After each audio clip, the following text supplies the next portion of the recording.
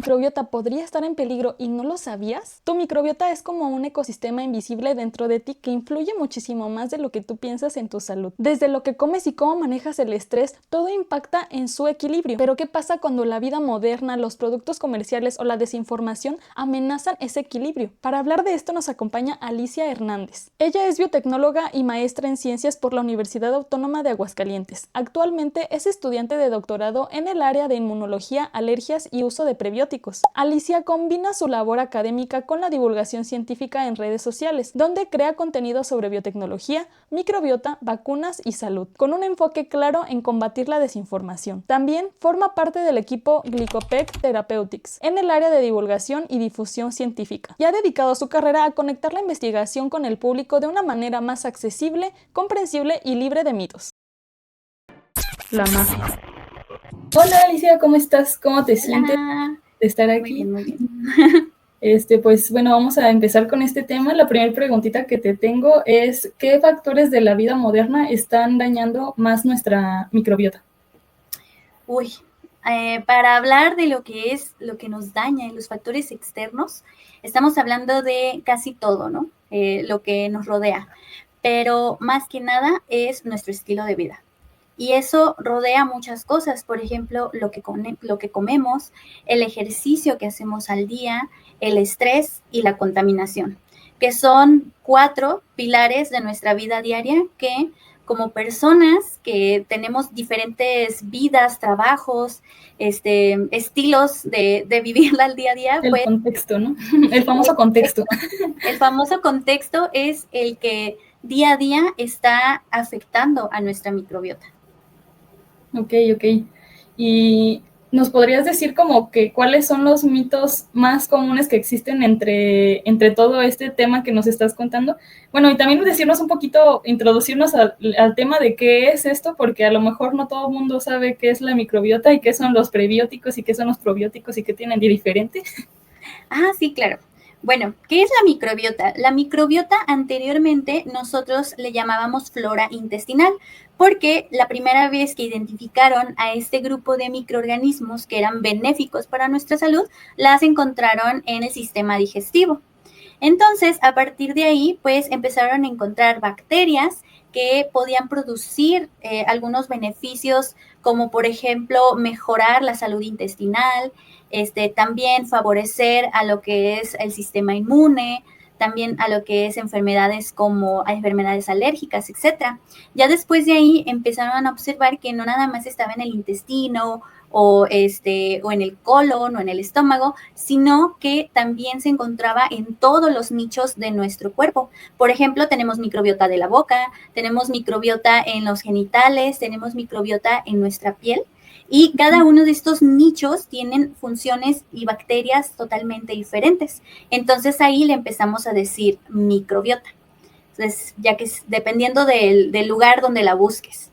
Sí, está bien interesante. ¿sí? De hecho, también pues en las plantas es lo mismo, ¿no? O sea, de que tienen, es diferente, ¿no? En la raíz, en el tallito, en las hojas, cada una es muy diferente. Sí, y eso es por el mismo nicho en el que se encuentran. Por ejemplo, nuestro intestino tiene un pH muy diferente a lo que tiene nuestra piel. Entonces, y también posee nutrientes para la microbiota muy diferentes. Entonces, por eso se desarrollan diferentes tipos de microbiotas en estos ambientes. Y pues no nada más tenemos bacterias, también tenemos virus, también tenemos parásitos, tenemos arqueas, y también tenemos hongos. Ok. ¿Y qué pasa entonces con estos mitos? Porque pues se ha escuchado muchas cosas, ¿no? De que ya todo el mundo te está diciendo de que no te vayas a... Bueno, o te dicen que no te desparasites porque matas todo, o te dicen hazlo cada 3 meses o no sé, ¿no? Entonces, ¿tú qué nos podrías decir de este mito? Porque pues sí es importante, ¿no? Al final no nada más son las bacterias. Sí, de hecho, este campo de los parásitos como parte benéfica de nuestra microbiota es algo que apenas se está explorando, porque nosotros, pues obviamente tenemos a los parásitos como algo que hay que eliminar cada tantos meses por medio de unas pastillitas, hasta hay un jingle que nos recuerda que lo tenemos que hacer, pero sí se ha encontrado que al momento de nosotros hacer esto, estamos eliminando parásitos que sí están beneficiando todo este ecosistema en nuestros nichos. Entonces, probablemente todavía no está bien esclarecido, pero probablemente sí estemos dañando parte del equilibrio de nuestra microbiota al tomar estos desparasitantes. Aún así, yo no recomendaría no tomarlos, pero sí es importante que tengamos estas visitas con nuestro médico, nuestra médica de confianza, para que nos diga exactamente cuándo debemos de tomarlos, ya que pues cada uno de nosotros y de nosotras somos bien diferentes. Sí, no, también depende qué tanto estemos en riesgo, ¿no? Porque es como los animalitos, de que si lo sacas todos los días, pues probablemente sí lo tengas que hacer más veces que si un perrito que se lo pasa en casita, ¿no? Pero bueno, y de otras cositas que se me ocurren de mitos es, por ejemplo, qué pasa con los antibióticos y esto, de que es como que luego también, bueno, hay que tener cuidado con eso para empezar, pero pues sí es cierto que pueden llegar a afectar nuestra microbiota y qué se puede hacer. Sí, bueno, eso sí está 100% comprobado. Como sabemos, los antibióticos son estos medicamentos que están especializados para eliminar bacterias. Ahora, para eliminar, con la palabra antibiótico, nosotros estamos matando o eliminando todas las bacterias que existen dentro de estos, dentro de donde está la infección. Cuando tenemos una infección, por ejemplo, en nuestro estómago o en nuestro sistema gastrointestinal, pues nosotros tenemos todas las bacterias de la microbiota benéficas y también ahí se encuentran las bacterias patógenas. Entonces nosotros al tomar el antibiótico no nada más estamos eliminando a la bacteria patógena, sino también a todo tipo de bacterias que se encuentren en ese nicho específico. Entonces ahí sí creamos un desbalance bien, bien importante de nuestra microbiota y genera otros problemas, que es cuando vienen estos efectos secundarios de la toma de antibióticos, como por ejemplo que no podemos digerir bien, hay bastantes problemas, por ejemplo, de diarrea, etcétera, etcétera. Incluso puede llegar a haber gastritis. Y por lo general ya algunos profesionales de la salud mandan también con esto algún tipo de probiótico o prebiótico para proteger a la microbiota que nosotros ya estamos eliminando. Entonces, el tomar los antibióticos dentro del esquema que se está solicitando y por una infección, claro que es importante, pero lo malo, aparte de la resistencia de antibióticos, que ya conocemos que está destruyendo y acabando con los antibióticos disponibles que tenemos, también está destruyendo nuestra microbiota.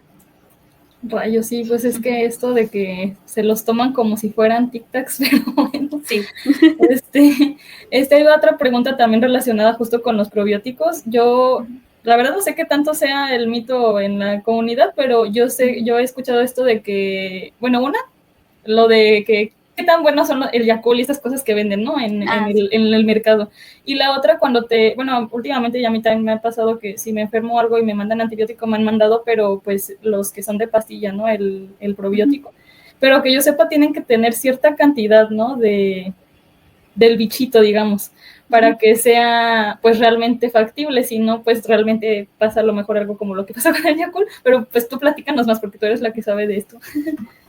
Bueno, antes que nada, o sea, cuando hay los probióticos, que son estas bacterias que han sido identificadas como benéficas, estas bacterias las localizaron ya sea en algunos fermentos, vieron que tenían un beneficio potencial y fueron que las fueron como caracterizando y creciendo para ponerlas en estas bebidas, ¿no? Como el Yakult.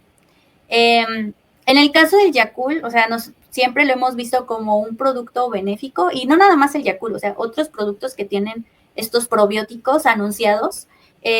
Lo malo de estos productos es que no nada más traen al probiótico, o sea, también tienen cantidades muy altas de azúcar porque pues son para que sean más atractivas para pues el público, ¿no? Más para a lo mejor las infancias que pues requieren luego, o los papás y las mamás pues quieren que pues tengan beneficios a partir de la alimentación. Lo malo es estas grandes cantidades de azúcar y ahí pues ya no sabes cuál es el beneficio o cuál es el balance que tienes entre las cantidades de azúcar del alimento y los probióticos que estás poniendo dentro de tu formulación. Entonces, ahí eso es algo muy importante considerar, ya que el azúcar es también un disruptor de la microbiota, o sea que también puede dañar a la microbiota.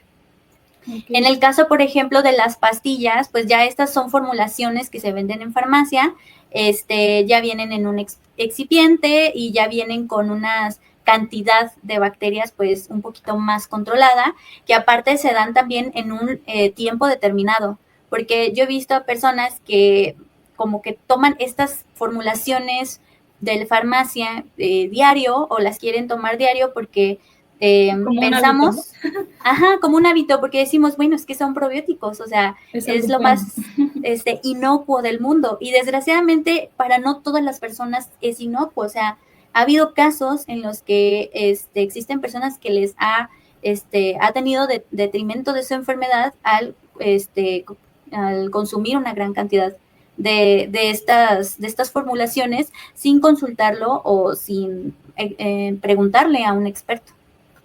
Sí, acuérdense que a veces más es menos.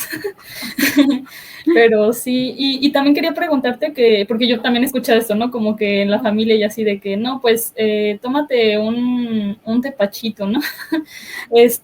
O también el yogur con búlgaros, no sé, como que empiezan a hacer cositas un poquito más caseras y no sé qué tan real sea el que, pues, sí ayude en este aspecto.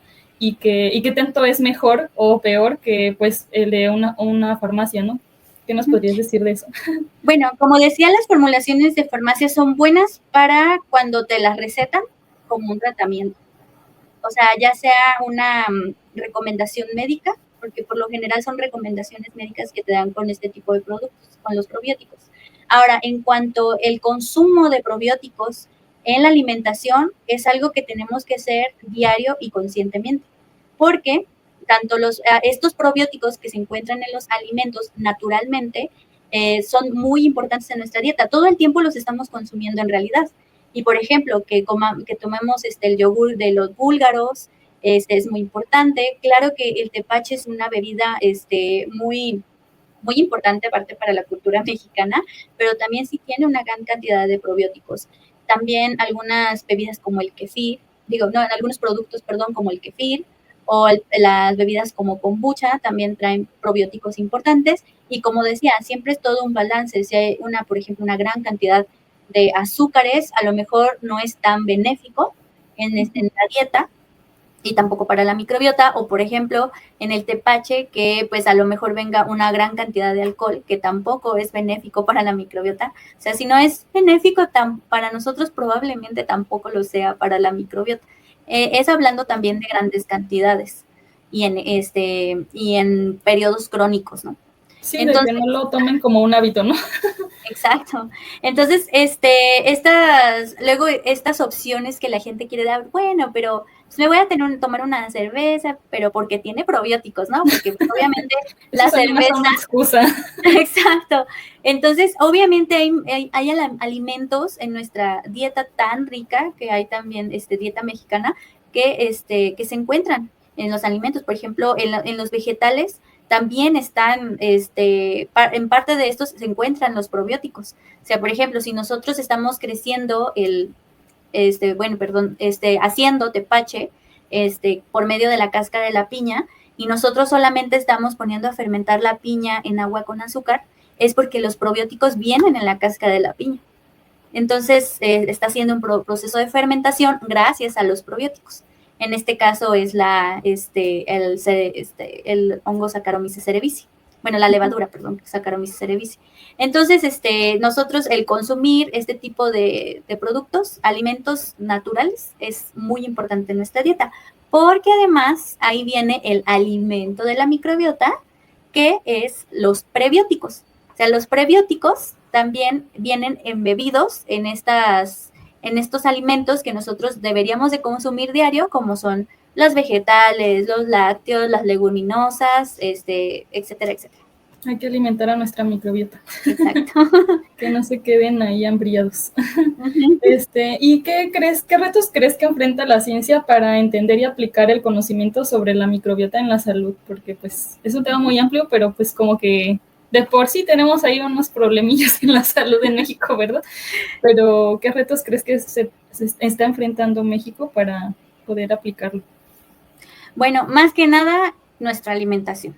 O sea, creo que, como lo decía, la dieta mexicana es muy, muy variada, pero en la forma en la que nosotros consumimos esta dieta, en lo general, es muy mala. O sea, cuando nosotros vemos el plato que nos ponen de nutritivo, ¿no? Ese plato que nos ponen, que tenemos que comer tantos vegetales, tantos carbohidratos, tanta proteína, ¿no?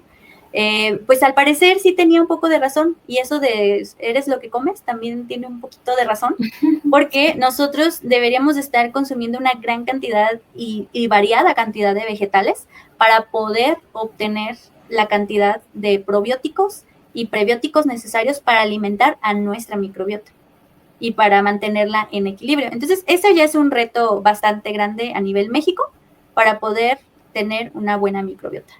También, por ejemplo, la contaminación también ha sido uno de los factores que han visto que desequilibra a la microbiota. Entonces, eso ya es un factor que, pues, desgraciadamente no podemos controlar al 100, pero lo que es, pues, nuestra alimentación y el ejercicio es algo que podemos llegar a controlar. Y pues desgraciadamente, como hablábamos al principio de los contextos de cada quien, podemos llegar a tener más o menos tiempo o más o menos recursos para poder lograr esto. La magia.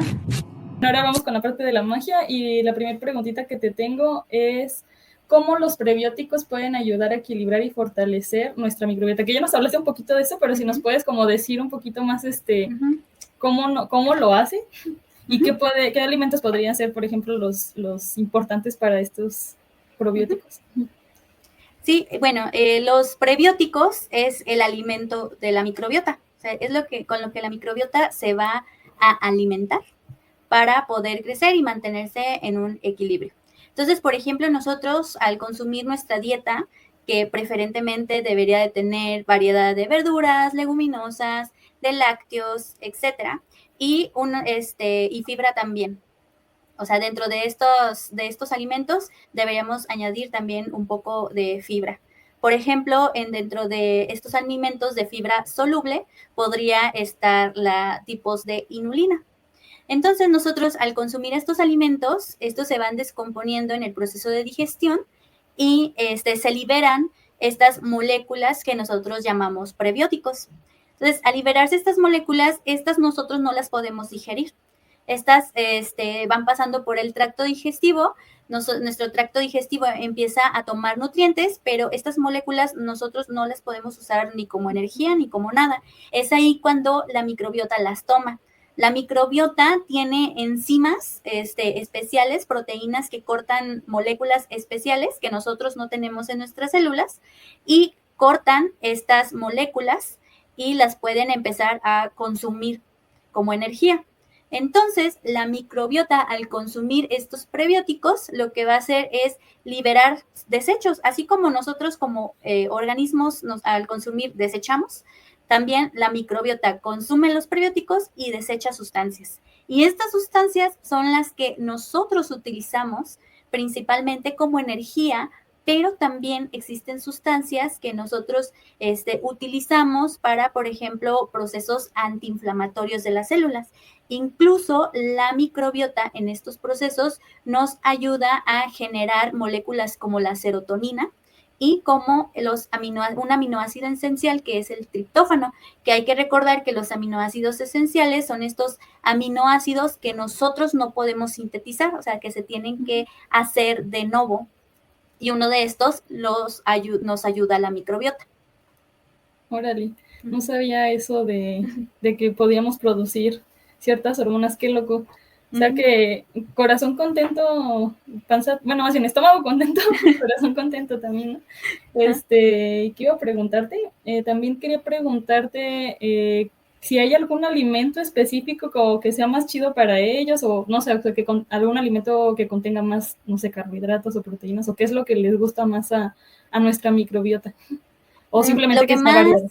ajá, o sea, existen muchos tipos de prebióticos, o sea, tienen naturalezas diferentes, pueden ser proteínas, pueden ser algunas glicoproteínas o algunos lípidos. O sea, existen como una gran cantidad, pero los que son más conocidos y los que sí consumen más la microbiota o especies específicas que nos gusta alimentar más para obtener más beneficios son la fibra soluble.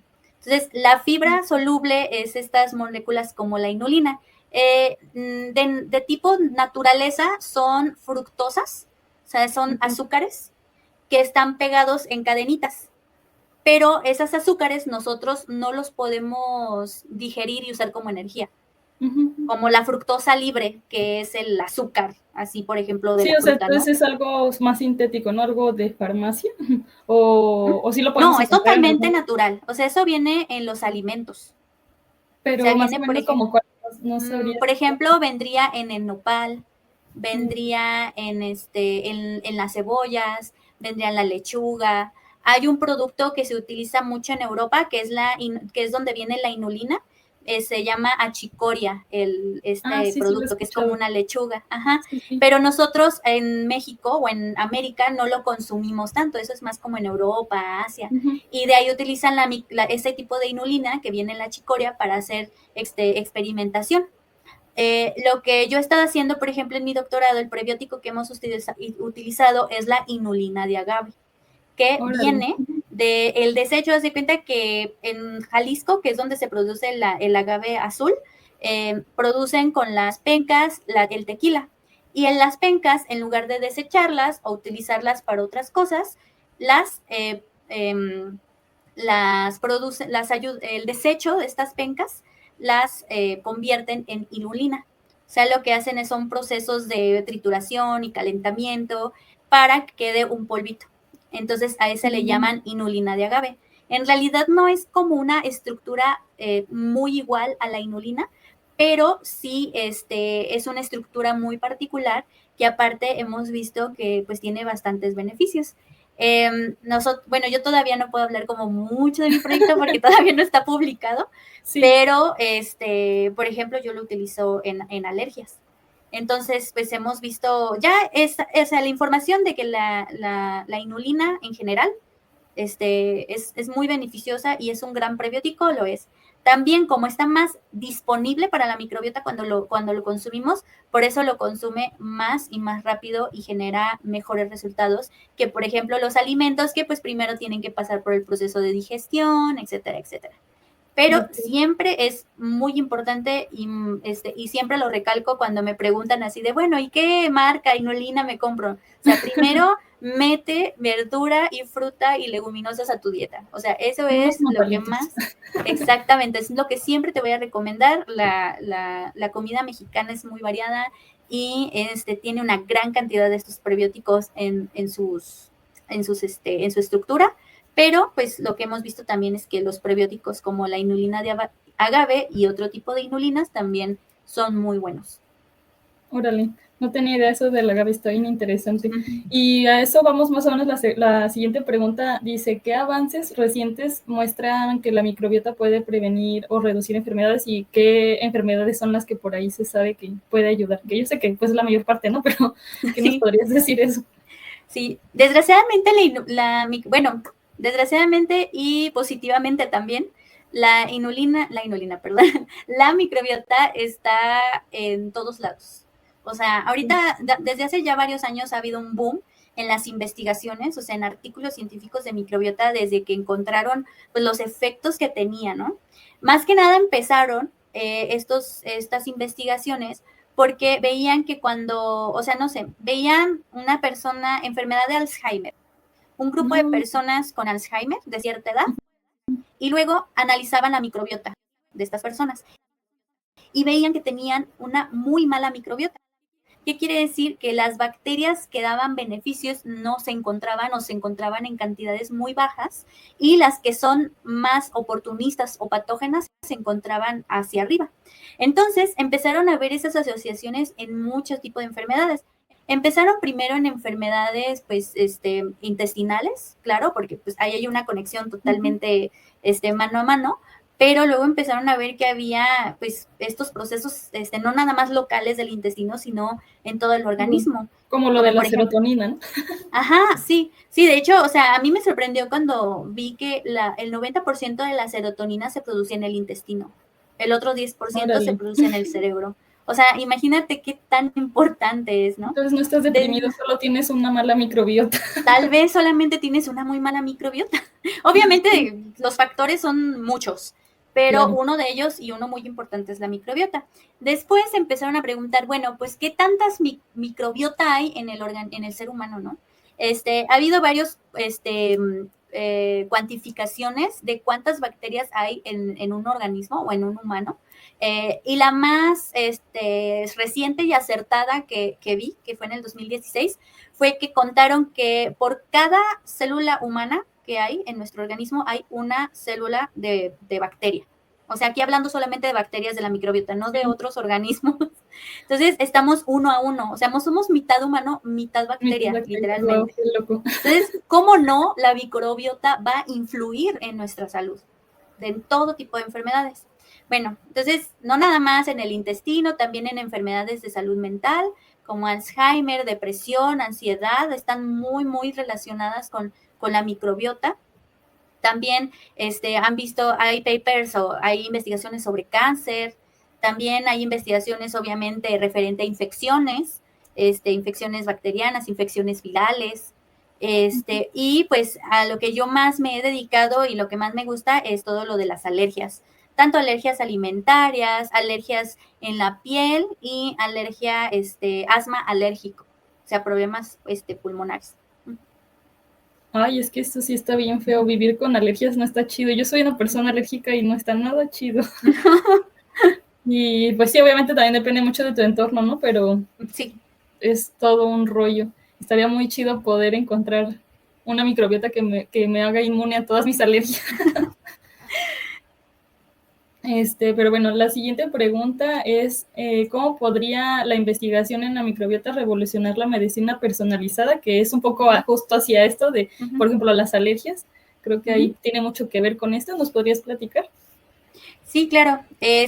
A mí me gustaría empezar, un tema muy importante de la microbiota es el desarrollo. O sea, desde que nosotros estamos desarrollándonos en el útero de nuestra madre.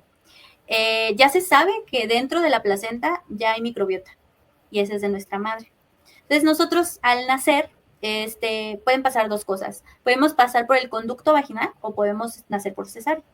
Y cuando nosotros pasamos por el conducto vaginal, nosotros tomamos la primera microbiota que nos va a llegar al mundo, que es la microbiota de nuestra madre. Entonces ahí nos llenamos, ¿no?, de esta microbiota. Pues las personas que nacen por cesárea, se ha visto que no obtienen esta microbiota y desarrollan más alergias a lo largo de su vida.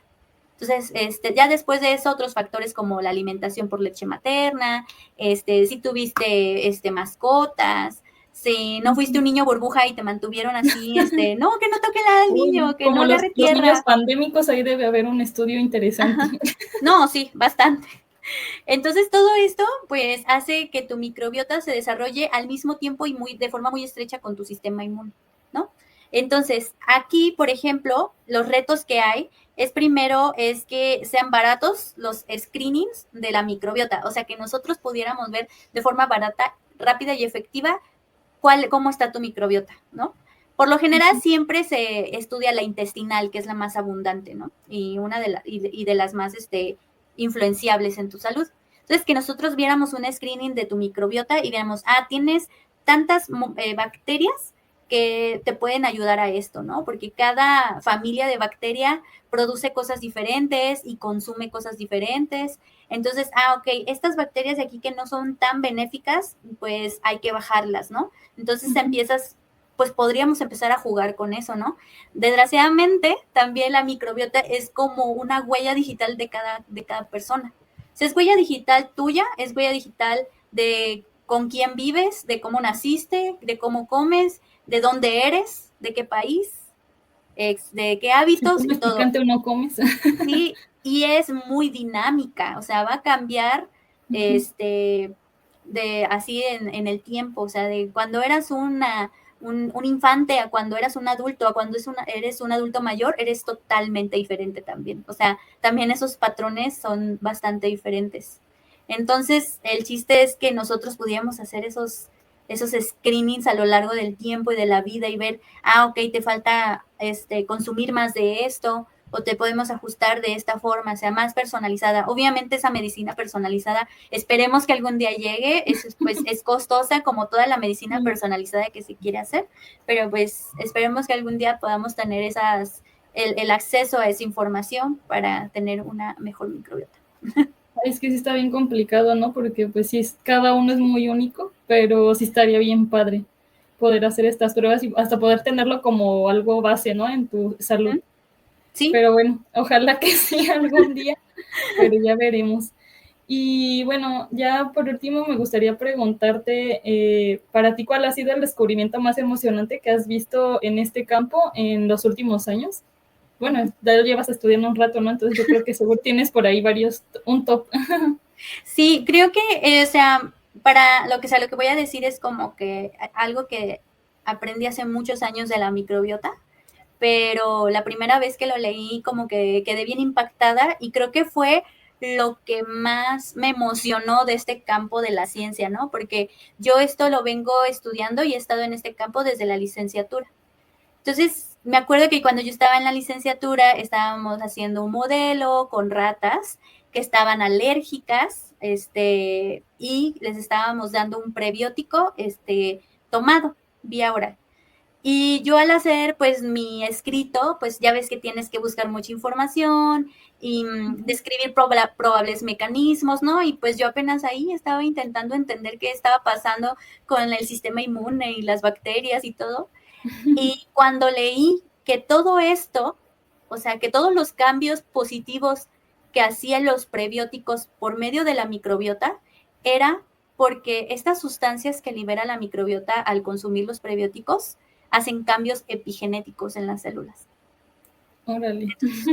Entonces, ¿qué quiere decir que hacen cambios epigenéticos? Quiere decir que están cambiando cómo las células responden a estos estímulos.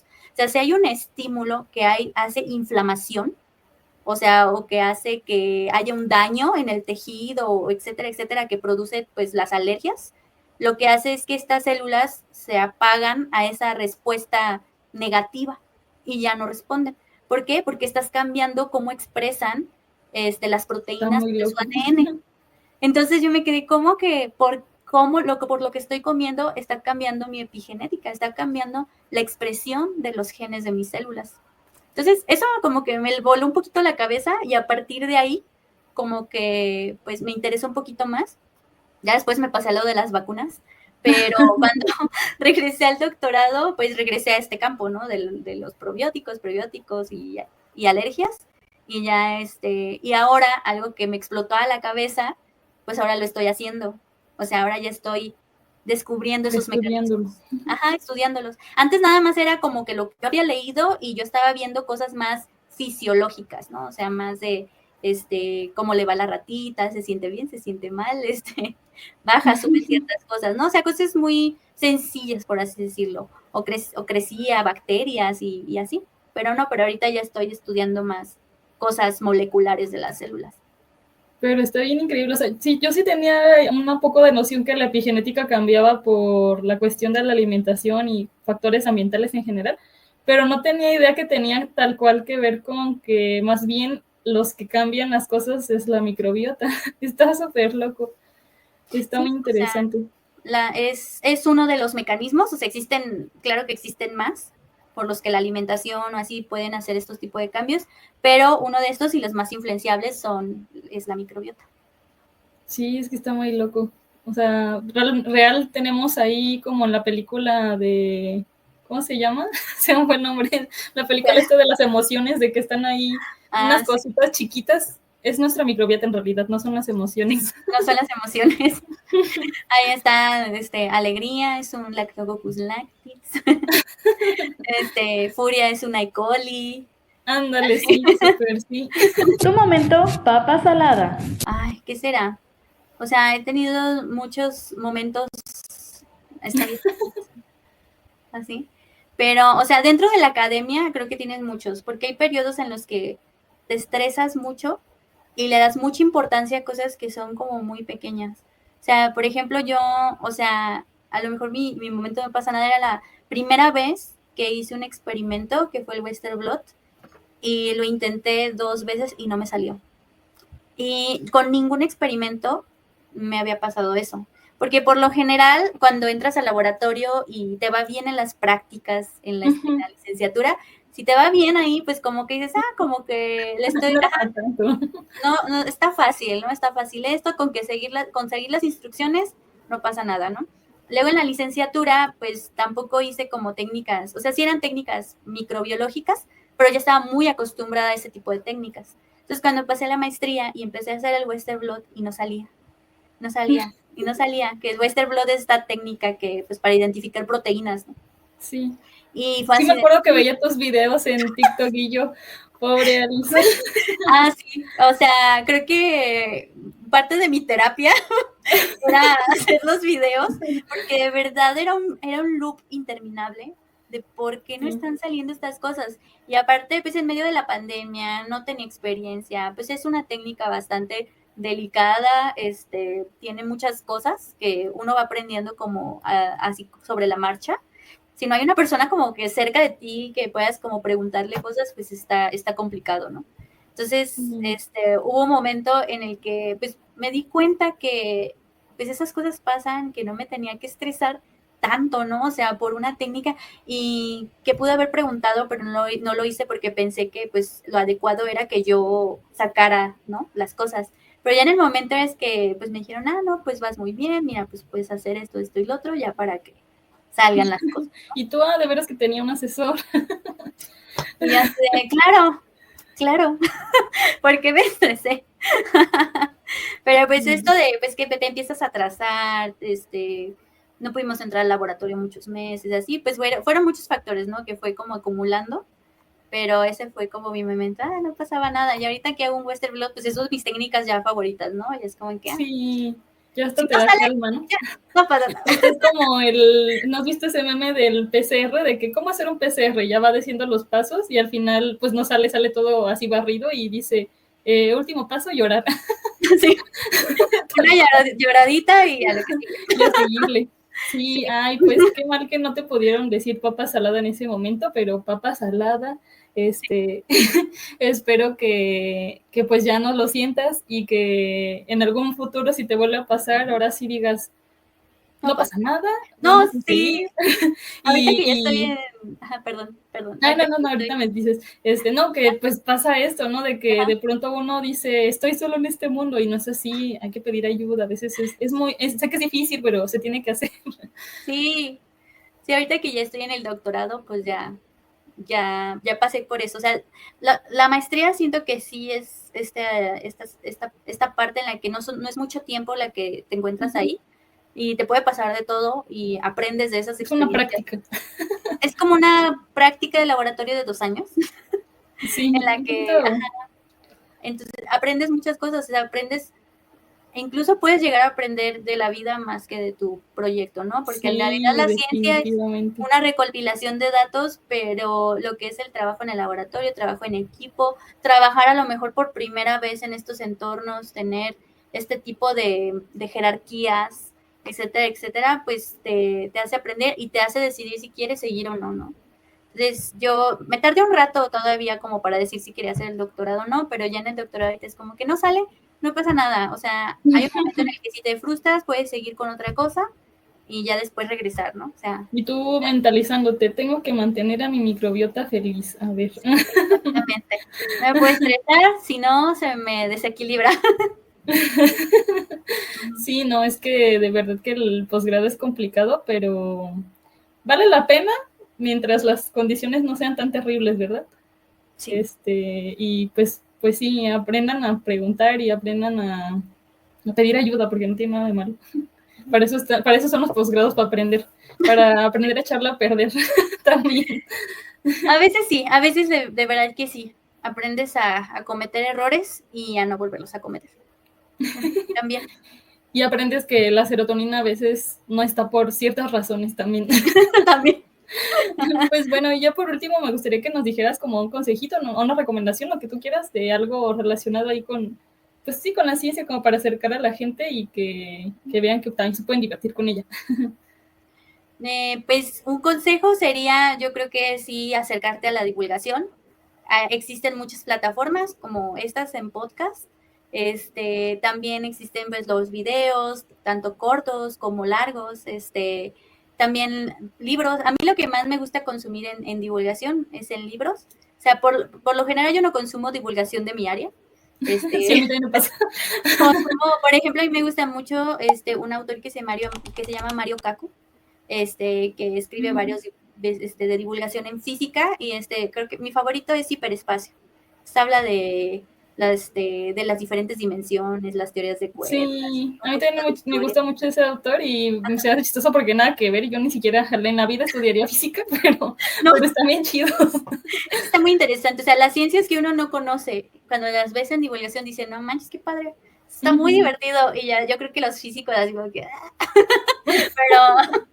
pero es muy bonito, o sea, es algo para acercarse a la ciencia. Bueno, nosotros que a lo mejor somos antes del internet, pues teníamos o sea, antes de que la divulgación se encontrara en internet, que a lo mejor la llegábamos a ver en algunos programas de televisión, pero mi acercamiento más rápido fue por medio de libros, ¿no? Ay, muchas gracias. Pues espero que te haya gustado estar aquí.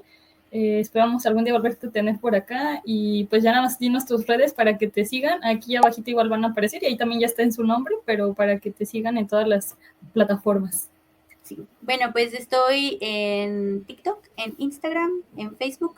Ahí de vez en cuando en Facebook, en YouTube nunca estoy, pero ahí subimos algunos videos de repente, más relacionados a un evento, pero pues me pueden encontrar en todas estas como @alice.nk. Ok, muchas gracias, pues nos vemos y espero les haya gustado. Sí, muchas gracias, hasta luego.